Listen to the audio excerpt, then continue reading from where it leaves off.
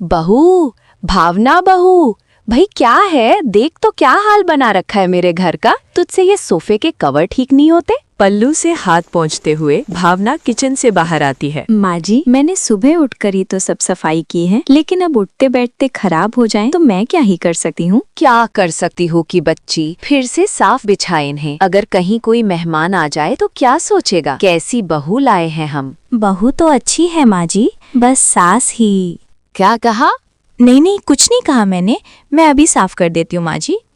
ऐसा कहकर भावना एक बार फिर से सोफे के कवर साफ करने लगती है और जब वो वापस किचन में आती है तो देखती है कि उसकी सब्जी जलने की स्मेल पूरी किचन में फैल जाती है। ओह गॉड, कि माँ जी के तानों के चक्कर में मेरी सब्जी पूरी जल गई। इस दुनिया में एक बार को इंसान प्रजाति पूरी तरह से खत्म हो सकती है, लेकिन ये सास के पड़ने वाले ताने ना एक बहू के लिए कभी खत्म नहीं हो सकते।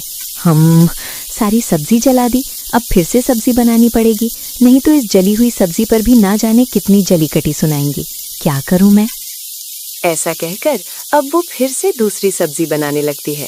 कुछ देर बाद, भावना बहू, ये क्या? तू तो गोभी की सब्जी बना रही थी, फिर ये बैंगन की कैसे बन गई? बना तो रही थी माँ जी, लेकिन वो जल गई, इसीलिए ये दूसरी सब्जी बनाई। हे भगवान, एक काम ढंग से नहीं होता इससे, बस नुकसान पर नुकसान करवाते रहो इससे। अरे सब्जी क्या फ्री की आती है जो जला दी? ध्यान कहाँ रहता है तेरा? पता नहीं क्या होगा इसका। इन दोनों की खटर पटर ना जाने कब खत्म होगी। मैं तो चली अपने कमरे में शांति से खाना खाने। एक मारूंगी रेपटा, चुपचाप से यहाँ बैठकर खाना खा, नहीं तो सारा दिन भूखा रखूंगी। अपनी माँ के कहने पर अब वो चुपचाप बैठकर खाना खाने लगती है। दरअसल निर्मला देवी थोड़ी सख्त मिजाज की थीं, साथ ही वो अपनी बहू के हर काम में कोई ना कोई नुक्स भी निकालती रहती थीं। ऐसे ही एक रोज, ये क्या भावना बहू, तूने इतना ज्यादा सर्फ कपड़ों में डाल दिया? अरे इतने से कपड़ों के लिए तो एक ढक्कन ही काफी था, यूं 3-3 ढक्कन डालने की आखिर क्या जरूरत थी? जरा हाथ टाइट करके काम करा कर, यूं आंखें बंद कर अंधाधुंध सर्फ नहीं डालते। माँ जी, अगर ढंग से कपड़े नहीं धुलेंगे तो आप ही तो मुझे अगली बार ताना देती ना कि तूने ढंग से कपड़े नहीं धोए। चुप कर, हमारे जमाने में कौन सा सर्फ होता था, लेकिन तब भी हम कपड़ों को अच्छे से रगड़कर चमका देते थे। लो जी, शुरू हो गया टिप रिकॉर्डर, अब तो ये चालू ही रहेगा। भावना चुपचाप अपने काम पर लग जाती है।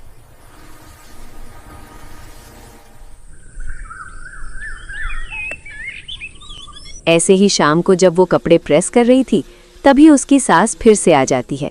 बहू, ये क्या? तूने इस प्रेस को इतना तेज क्यों किया हुआ है? इसे कम करो, नहीं तो कहीं कपड़े ना जल जाए। एक बात बताइए माँ जी, क्या मैं दूध पीती बच्ची हूँ? मुझे इतना तो पता है ना कि ये प्रेस को कितना हीट पर रखने पर वो जल भी सकती है। लेकिन आपको क्या? आपको तो बस अपनी बहू को ताने देने का मौका चाहिए और हर काम में नुक्स निकालने के भी। बहू, ये तूने ठीक से नहीं किया, अब वो काम तूने कैसे किया? अरे कभी तो तारीफ भी कर दिया करो। तारीफ लायक होगी तो तेरी तारीफ करूंगी ना। आप कहना क्या चाहती हैं माँ जी, कि मैं ठीक से काम नहीं करती? वो तो तुझे अच्छे से पता है। इस तरह दोनों सास बहू में कई दिनों से नोक-झोंक होती रहती। ऐसे ही कुछ साल बीत गए। अब भावना की जिंदगी में उसकी सास नहीं थी, वो तो अब बस एक दीवार पर हार चढ़ी फोटो तक सीमित थी। एक रोज, सच कहूँ भावना बहू, मेरी इतनी सारी सहेलियां थीं, लेकिन जो बात तेरी सास में थी ना, वो मेरी किसी भी सहेली में नहीं। सच कहूँ, मुझे ना आज भी उसकी बड़ी याद आती है। भले ही उसे गए हुए 2 महीने हो गए, लेकिन आज भी उसकी कमी बहुत खलती है। बिल्कुल ठीक कहा आंटी जी, या तो हमें भी माँ जी की बड़ी याद आती है, आज भी हमें उनकी कमी इस घर में खलती है, लेकिन अब जाने वाले को कौन रोक सकता है। अच्छा, अब मैं चलती हूँ, घर में खाना भी बनाना है। कुछ देर बाद भावना घर आ जाती है, तभी उसकी सहेली का फोन आता है। कैसी है तू भावना? बहुत दुख हुआ यार तेरी सास के बारे में सुनकर, लेकिन तू फिक्र मत कर, जो होना होता है वो तो होकर ही रहता है, उसे भला कौन टाल सकता है। खैर, अब ये बता कब मिल रही है? अरे नहीं अंजलि, अभी तो मेरा कहीं बाहर जाने का मन नहीं है। अरे तो अभी की बात कौन कर रहा है? मैं भी बात की बात कर रही हूँ। एक काम करते हैं, संडे मिलते हैं। अच्छा चल ठीक है, संडे मिलते हैं। ऐसा कहकर भावना फोन रख देती है। ले, सास को ठीक से मरे हुए अभी 2 महीने भी नहीं हुए, लेकिन बहू रानी को घूमने की पड़ी है। सच में बिल्कुल शर्म है या नहीं है इस लड़की में? है ये ऐसा क्यों लगा जैसे कहीं से कोई आवाज आई? नहीं, हो सकता है मेरा वहम हो। अब मैं खाना बना लेती हूँ। अब वो सब्जियां काटने लगती है। अरे ये क्या बड़ी बड़ी सब्जियां काट रही है नालायक? ठीक से सब्जियां काट, इतनी बड़ी बड़ी सब्जियां काटेगी ना तो कोई नहीं खाएगा। हैं? ये आवाज तो माँ जी की लगती है, लेकिन वो तो मर चुकी हैं। फिर कहीं उनका भूत तो नहीं? नहीं, ऐसा नहीं हो सकता। अरे डर क्यों रही है? मैं भूत नहीं हूँ, तेरी सास हूँ, और तेरे सामने जो दीवार पे मेरी तस्वीर टंगी है उसी में से बोल रही हूँ मैं। क्या कहा? आप फोटो से कैसे बात कर रही हैं? ये थोड़ी ना पॉसिबल है। अरे 21वीं सदी है और ऐसे में ये बिल्कुल नॉर्मल है। अरे तो जमाना इतना भी एडवांस नहीं हो गया कि मरे हुए लोग तस्वीरों में से बात करें। अब भावना डरते हुए किचन में जाती है और खाना बनाने लगती है। आलतू जलालतू आई बला को टालतू। भावना कढ़ाई में तेल डालती है, तभी हॉल से निहारती उसकी सास की तस्वीर उससे कहती है, अरे तेल कम डाल, ऐसे तो तू महीने भर भी नहीं चलने देगी। हे भगवान, ये कैसी सास मिली है मुझे, जो मरने के बाद भी राशन और बचत की चिंता सता रही है। चुप कर और जैसा कहती हूँ वैसा कर। चल उसमें से तेल बाहर निकाल।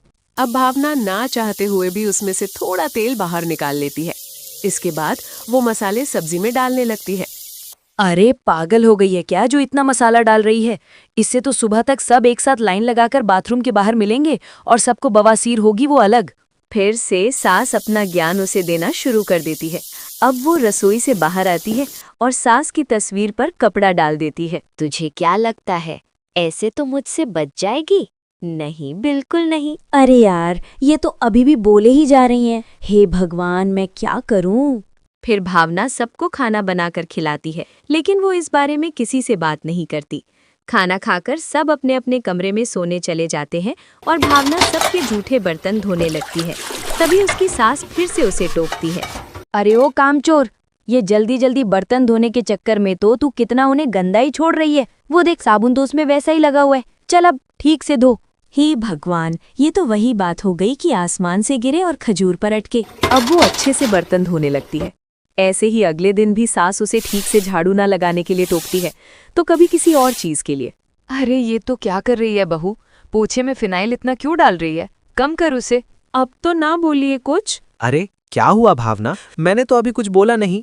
जैसे ही मुंह खोलने वाला था वैसे ही तुमने मुंह बंद करवा दिया। अरे तुम्हें नहीं बोल रही हो। मुझे नहीं बोल रही हो तो किसे बोल रही हो? वो खैर छोड़िए, कहिए क्या बात है? शाम को खाने में आज दही भल्ले बना देना, बड़ा मन कर रहा है खाने का। दही भल्ले तो मैं भी खाऊंगी, और सुन, साथ में लाल और हरी चटनी भी बना लेना। क्यों बनाऊं मैं? अच्छा ठीक है भाई, गुस्सा मत करो, मत बनाना, मैं बाहर से खा लूंगा। अरे आपको नहीं कह रही हूँ, मैं तो वो माँ जी से। क्या? माँ जी से? सुनिए ना, मैं आपको कुछ बताना चाहती हूँ। माँ जी की तस्वीर ना मुझसे बातें करती है, वो अभी भी मुझे ताने देती है। क्या पागल हो गई है क्या? या तुम्हारा दिमाग खराब हो गया है? ऐसा भी भला कहीं होता है क्या? मुझे लगता है तुम ना माँ को कुछ ज्यादा ही मिस कर रही हो, इसलिए सब बड़बड़ाए जा रही हो। ऐसा करो, तुम अभी आराम करो, मैं आज खाना बाहर से ही ऑर्डर कर देता हूँ। शायद तुम्हें आराम की जरूरत है अभी। ऐसा कहकर वो वहां से चला जाता है। देखा, वो मेरा बेटा है। हे भगवान, अब मैं कैसे किसी को यकीन दिलवाऊं कि मेरी सास अभी जिंदा है?